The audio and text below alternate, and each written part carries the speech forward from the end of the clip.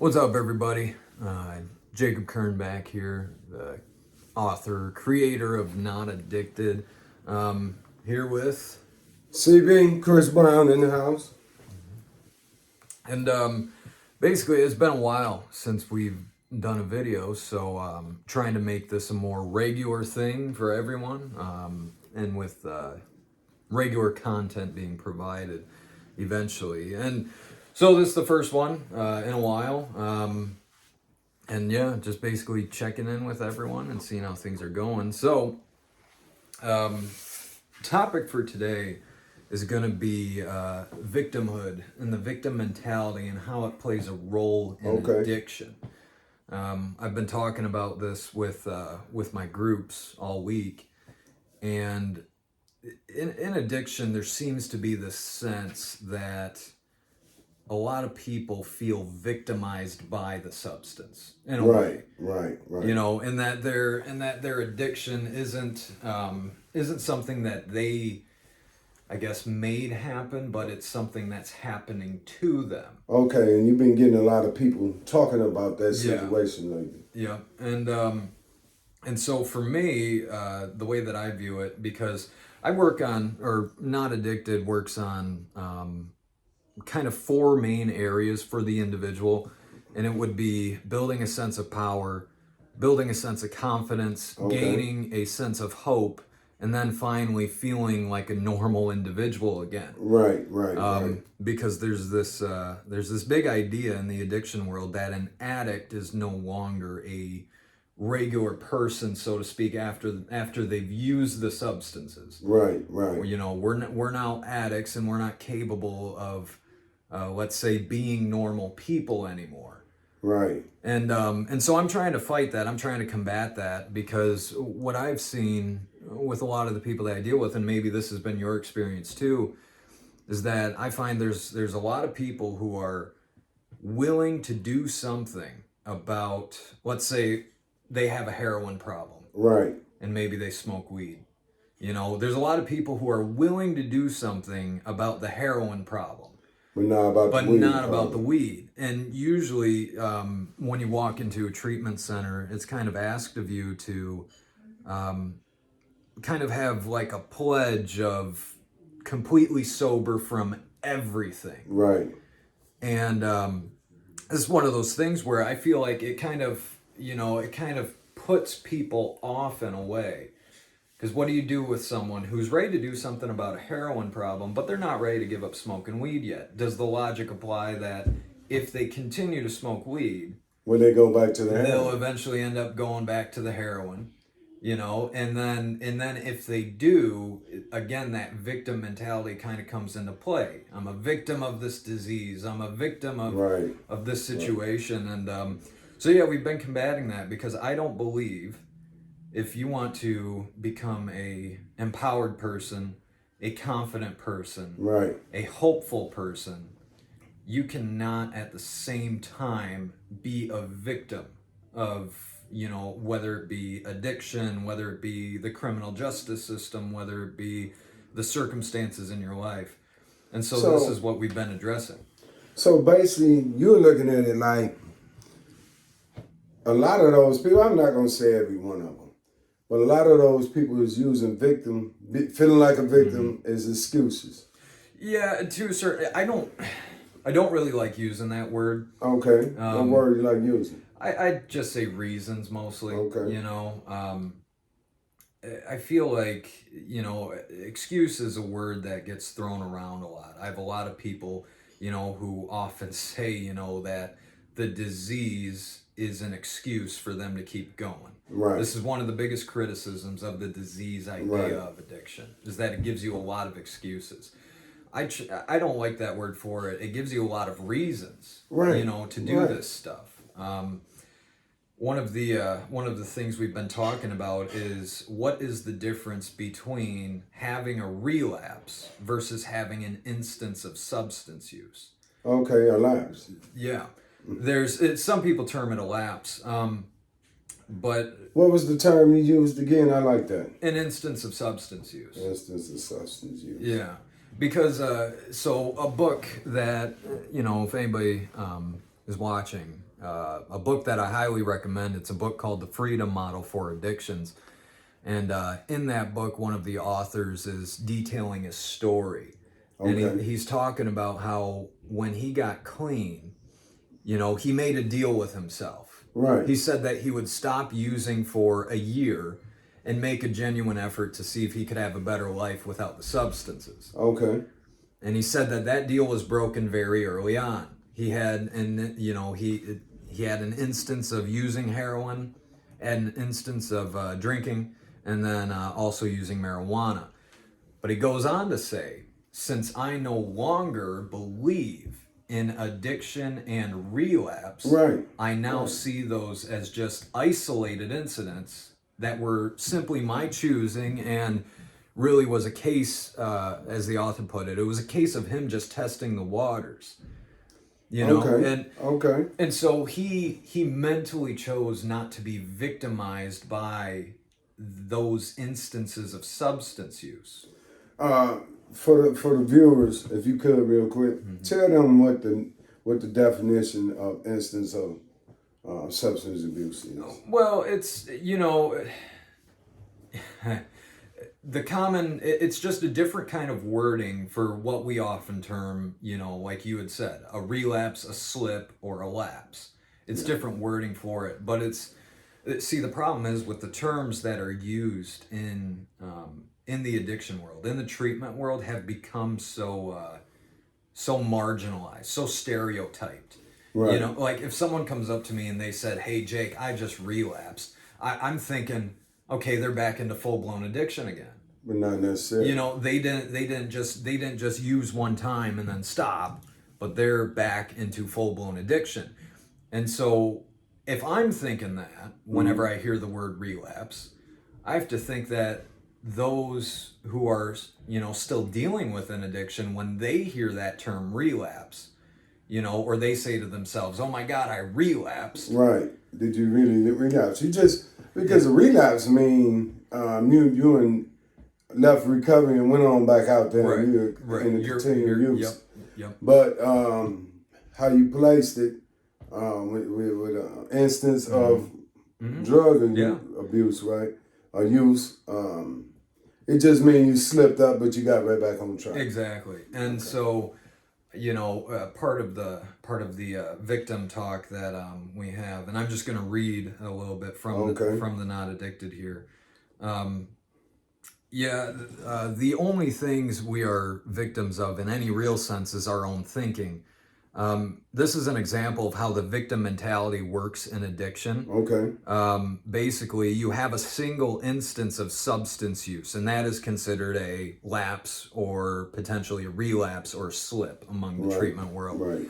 And then the thinking ensues, right? You start saying to yourself, "My God, I've relapsed. I violated my sobriety, my clean time now that maybe you've been stacking up for 10 to 15 years. Right. You're thinking to yourself now that's all for nothing now. I have to start all over after an instance, one single instance of substance use." And then, eventually you get into a point where you're saying, "See, I'll never get over this problem. I'll never get over this disease. I might as well stop trying." Right. And I believe that kind of thinking comes directly from the teachings behind the disease model of addiction. Right. We had, well, you should remember this, but remember the one recovery coach we had who we had to get rid of because she lapsed. Yes. Yeah. But actually, I want to say it was a relapse. Yeah. Because it wasn't a single instance. Right, it wasn't a single instance. Yeah. But when that had happened, basically the logic for this individual was this when we had to talk to her. And they basically said, over the holidays, I had a drink, and that's pretty much what she told me. Yeah. And, and I was freaking out because I'm thinking like, oh my God, I'm a recovering addict. I just had a drink. I just relapsed. I've been clean and sober for 9 years or so. Right. And then only a week later, we find out, that this individual is fully back onto their drug of choice. Right. after this instance. And this person was a very staunch, ardent 12-step pusher, very much like an NA and AA goer, and very into the whole disease mentality of addiction. And it was really predictable. I mean, I kind of, when I first heard about it and first heard that, she was having issues with that, Right. immediately I'm thinking, oh my goodness, this person's going to end up, going back. And and they did. And Yeah. I have to wonder if that wouldn't have happened if she had been able to look at that moment when she had that drink just in isolation. It would have changed You know? the dynamics of it. Because I tell them that, what do you think is easier to deal with, right? And for those of you who'd be watching, that's the question for you. Which one do you think is easier to deal with? The idea that I've just relapsed into the disease of addiction, or the idea that I had an isolated incident, and if I'm being honest, maybe I didn't like it at all, because the Right. entire time I'm worried. I'm asking myself if I'm really willing to give all of this up, all the hard work I've put in. Right, Am I right. willing to give all that up? And it's just make a decision based off of that kind of thinking. Don't make a decision off of this idea that, man, you've just relapsed into addiction and now you got to start all over, and handing your NA, clean for this long chip, because that, Yeah. that You gotta doesn't start matter over. anymore. You got to start all over. And, when you put that kind of extra weight onto a situation like that, I just have a tough time seeing how it could make the situation any better. Yeah. Yeah. And so I see people enter into that victim mentality, that Right, victim mode. right, right, I'm a right. victim of this disease. And you have to be, you can't be a victim, like I said, if you're trying to become an empowered chooser who is confident, hopeful, and feels normal. It's not going to happen. And so that's pretty much what I've been talking about with them this entire week, is just that victim mentality. And When you say all week, you pretty much all week you've been dwelling on that. with each one of my groups. Okay, with all the groups. Yep. And so we've been talking about that, And what type of feedback you've been getting from the groups? it's mixed. Some people are in agreement, whereas some people, they're asking questions of like, how does that fit in with, let's say, if you have Right. PTSD or something, or if you have traumas of sorts, aren't. And you'll get the question like, well, wait a minute, so you're saying we're not victims? Well, what do you say about the person who was touched inappropriately when they were younger? What do you say about that? Well, it's like, okay, yeah, they're a victim in that moment. My whole point is it's it is a decision to carry on a victim mentality It is. throughout the rest of your life, to still be a victim of something, or at least a mental victim. I'll put it like that. To still be a mental victim of something that has happened many, many, many years ago. So let me ask you this then: do you think a lot of people use that victim mentality just to use it as the reason to continue operating in the same? The words I'm looking for. What I want to say is, do you think they use that? Because you say you don't like to use excuse, but that's pretty much what it is. Sure. Is they're using it to stay the same way they are instead of progressing and moving forward. Right. Yeah. No. Yeah, I believe that quite a few people do. I mean, it's like I said. Look, in a treatment center, you give these guys many, many reasons to continue doing what they're doing. Mm-hmm. This is what happens when you diagnose someone with a mental health problem, Right. or with some kind of disorder. It's like, okay, you just put another excuse into the tool belt now. Pretty much. Some people use that. I mean, and I was going to say, instead of just coming up with a solution with the situation. Sure. That's the problem. Right. Yeah. Instead of just taking the responsibility there. Yeah. There you go. But to your point though, I believe that there's a lot of people who maybe they don't necessarily use it as an excuse, but they genuinely believe that they are victims of their own mind. They're victims of the addiction. They're victims of the system. They're victims of the law. They're victims of, their own choices and everything else, which, let's be honest, that's kind of true. We are. But we're the ones making the decisions. But we are victims of our own decisions in a way. But there are some people who I think believe that to the core. That because they've been constantly told, you got all these issues, you got all these problems and everything else, and and it's like, and you got substance use and mental health issues and stuff like that, and they never really curing, getting treatment for the problem for what it really is. Like, I like the part in your book when you said you went to the therapist. Yeah. He said, "Why are you here?" And he said, "Because I want to stop using," something like that nature. And then they went off and they're talking about, what about your parents? And you told them what was going on with your parents. So because of your dad, that's the reason you doing this. And then it came about, what the family like to do. Well, we went to church and we did this and we did that. Then they took that situation because of your upbringing in the house. Is the reason that you went off into addiction. But basically what I'm saying is, audience, is that a lot of times when we are not properly helped to come up with a solution for what the problem really is, if we're not careful, we'll bring a lot more other problems on top of the problem that we are experiencing already.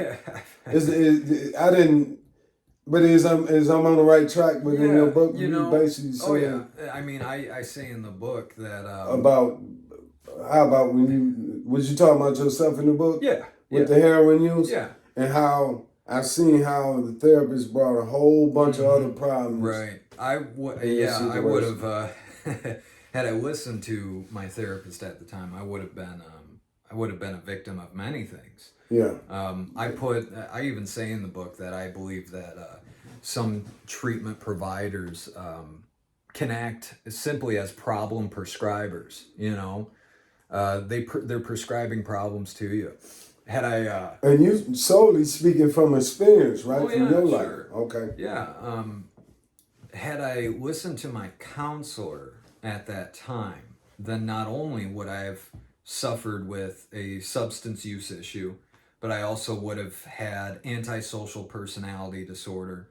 I also would have had trauma from the past. I would have had a grief disorder of some kind, separation anxiety. Where the grief would have came from? Well, because my father passed away. Sorry to hear that. Yeah. How long he been gone now? Well, that was 2009. It's been a while. But what CB here is talking about is just an experience that I had with my first counselor, where I walked into the treatment center and I just said, I've been doing heroin. I don't want to do heroin anymore. Here's treatment. Y'all are treatment, so help me, right? Right. And I found it interesting that I'm trying, for me, I was trying to look forward. Look into the future, look forward, move on from everything. You're right. But all my counselor was trying to get me to do was go back to the past. And I'm like, I'm looking forward. I'm not thinking about back then. I'm trying to plan out, trying to get myself right for the sake of the future. And that's not going to be me dwelling on my past. My future is not going to be me dwelling on my past. And I feel like, that the past, things that have happened, is one of the things that most people believe they are completely victimized by. And that's, that's kind of a tough one to break for a lot of people because of everything attached to it, virtually everyone we deal with has been diagnosed with some kind of trauma, some kind of PTSD of sorts. Right. And as you know, and for me, it's just like, well, so not only do these guys have to deal with the substance, but they, you know, again, they also have to deal with the traumas, the mental health issues. And so to a certain extent, I believe that we are creating victims in a way, which is not, you know, which is why I created Not Addicted. It's why I am so, you know, pushy about this whole idea, is just that you can't be a victim and believe you're a victim and then out of that become someone who is an empowered chooser and the authority, you know, in their life. You can't do that. And so this is why I think people leave these places, leave treatment centers saying, I don't know if I'm going to stay clean. Well, you can't know if you believe that addiction can just happen to you. You can't know if you believe that you're just the victim of it. You can't know that you could ever be done. You can't be done. And so, but you admit that to be done, but you got to make up in your mind that this is what I want. Yeah, you got to make up your mind. Ultimately, giving up an addiction, and this is, you know, this is where, in my opinion, treatment has just gotten so out of whack. And just this idea about what is required in order to stop using a substance, you know, and if you were to ask any treatment provider, well, they'd say, well, you need therapy, you know, go to a meeting, maybe get on MAT and all this and that. And it's just, that is not the majority of addicts. You know? The majority of addicts don't go through that process. So why aren't we asking them what they did? You know, that'll be the thing to do, right? Why aren't we asking them? But anyway, so yeah, we've just been on that whole thing about that the victim idea. I think there's a lot of things that go in, a lot of reasons and influences that play into addiction that just aren't really looked at, and I believe that the victim mentality is one of them. So yeah. So, what type of advice did you give your clients this week in class? You know, the group participants. What type of insight and then encouragement, whatever it was? I don't know how you. Yeah, how did I deal with that? How did I address that? How did you address it? Well, I believe it's not really summarized in that step, because it kind of, you know, in the steps, the way I laid it out, it kind of builds to, you know, to the ultimate goal. Right. And so, you know, from that victim perspective, you know, I kind of bring him back to these other steps. You know, it's like, it's hoping that first step where it's admitting we are powerful, autonomous individuals. Like, okay, here's a sense of choice that you're getting. All right. And then the next one, the ability to formulate my own opinions and think for myself. You know, here's another one where it's like, here you go.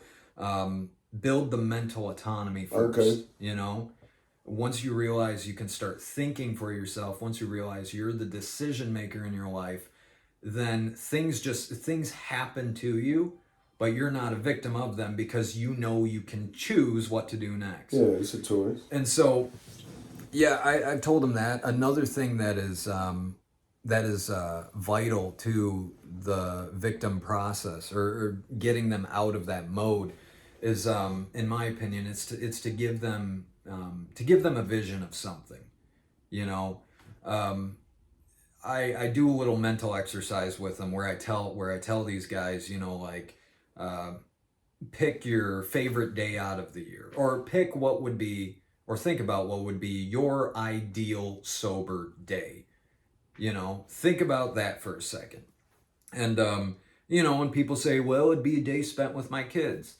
And it's like, okay, well, let's get a little bit more detailed. Right. What you going to do on the day? Yeah, there you go. What are you going to do on that day? What day is it? What's the temperature outside? What, you know, like, I try to give them, because in my opinion, to get out of this victim mode, you have to believe then that there is something that something good that you are deliberately working towards. I say build the sense of choice in one area of your life, and then hopefully that can extend to all these other ones. You're right. And so You're right. I tell them to, picture just in fine detail where you're picking out the day of the year, the time of day, what temperature it is outside, what clothes are you wearing, where are you at, and just get them into the details so they can envision this moment, and that's one of your steps to a solution. Yeah, oh yeah. Getting them to visualize that moment. Because to get out of the victim mentality, you have to, like I said, you have to work towards something that you are choosing to work towards, you are deliberately working towards. Because as you do that more and more, and as you see yourself making these decisions more and more, you start to realize, okay, I'm not really a victim of much. All of this stuff, like I'm building up this area and I'm doing it and nothing's stopping me, because I'm determined. And so again, it's just taking that feeling, focusing it in one specific direction so that hopefully it extends to all these other areas of your life as well. And so I do that exercise where they just envision a moment, envision this perfect moment, and let that be your source of hope, let that be your source of motivation, and work yourself towards that. Right. And so in a way, it's to get them out of the victim idea, you got to give them hope for something. You got to give them the sense that they can work towards something new, something better, something good. Right. Because they believe that only bad things happen. So give them something good to work towards. It can be very simple. It can be very elaborate, whatever it is. And again, it's building that sense of choice, building that sense of autonomy, as I call it. Okay. So now, what chapter this is located in your book, Not Addicted? The victim. This is. I've seen it. This is step 5. Chapter 5, step 5. Step 5. Yeah, free ourselves from the bonds of victimhood. And pretty much that's the layout of freeing yourself. In a nutshell, how can we free ourselves from that? Well, that's according to your experience. Right. I mean, it in a lot of ways it has to do with mental framing in a way. Mm-hmm. How do you frame what's happened to you mentally? I give the example a lot of how this works out, where mentalities differ in this realm. Let's say you take 2 shoe salesmen. Right. You send them to a island in the middle of nowhere or whatever. Right. And there's an indigenous population of people that live there. Mm-hmm. All right. And you send these 2 shoe salesmen to that island. All right. First guy gets there. He looks around. And he's looking at the people and he says, "My God, nobody here is wearing shoes. I'm going to pack up my stuff. I'm going to go home because there's no customers. Nobody wears shoes." Meanwhile, the other guy steps in and he's saying, "My goodness, nobody here wears shoes. I have unlimited customers, to buy shoes." It's just perception. It's perception in a lot of ways. For me, it was all about just changing the perceptions. I understood that, events and things happen to me, but I don't have to be a victim of them. Right. I guess the way you could say it, the way you break out of a victim mentality, if it's regarding stuff that's happened in the past, then it's to take those things and turn them into something good, for the purpose of good. It's like all these guys, struggling with addictions. If they don't want to be victimized by the addiction, then they need to turn it into something good. Like us, we're going into the field and we're doing this stuff, and you started the sober living and you're working at TriCap and whatnot, and you're doing something good. And that's what we're trying to do. Mm-hmm. We're trying to do it as a team now. Oh, yeah. But you know what, Jacob, what I wanted to ask you was, and I know you say you just was tired, but was there something that made you come to that decision that this is the breaking point? I'm tired. I'm finna leave addiction and change my life. Yeah, it was a combination of things. I mean, my brother was a heroin addict as well, Right. and he did a lot of stupid stuff that I would look at it and I would say to myself, you know, I will never do that. I will never become that. I will never do that. I guess when I first got concerned is that there was a day when I was doing heroin, and I realized I didn't have any money. You know, I'd run out of money. And so I started getting into this mode of where I'm looking around the house, right? Yeah. You know, it's like I know where mom put her silver spoons, you know, and I'm looking around and I'm trying to find stuff. And then and I had to stop myself. I had to stop myself and ask, what the hell am I doing? You know, I said I'm not going to do this. I said I'm not going to steal from anybody. I'm not going to cross that line. And that thought came in your head about yeah. As I was looking for things, I just said to myself, what the hell am I doing? I said I wouldn't do this. And I found my money through I found it through other means at the time. But so that played a part. It was just me realizing, like, I'm getting worse, you know? Yeah. And then, you know, being a spiritual person, religious person, Christian and everything else, so you had a lack of peace. That had a big role in it, absolutely. It kind of goes back to a little bit of what we were talking about earlier, just how, you know, getting clean. It's not about following steps. It's a realization. It's a change of the mind. And I'll just say this for anyone who is watching, and if you're struggling with an addiction right now, I can guarantee to you, you will not plan the day you stop. I guarantee you won't. I didn't plan it. It just happened. I woke up. The day that I decided to get clean, I woke up that day thinking I was gonna continue on forever until I die. Right. You know, but that's the mindset you had. Yeah, that was the mentality that I had of using. Yep. Wow. But and I always thought to myself, you know, I'm not gonna live past 30, and I had accepted that already. You know, I had pretty much accepted that as my fate. I had no plans at the time to quit at all. And yeah, it just happened. I was on my way to work. I had old CDs that, you know, used to burn off a lime wire and whatnot. Had these old CDs, and I put one in. It was blank. I labeled everything else except this one CD, and I put it in there. And it was a bunch of old Christian songs that that I had listened to, that I used to listen to all the time.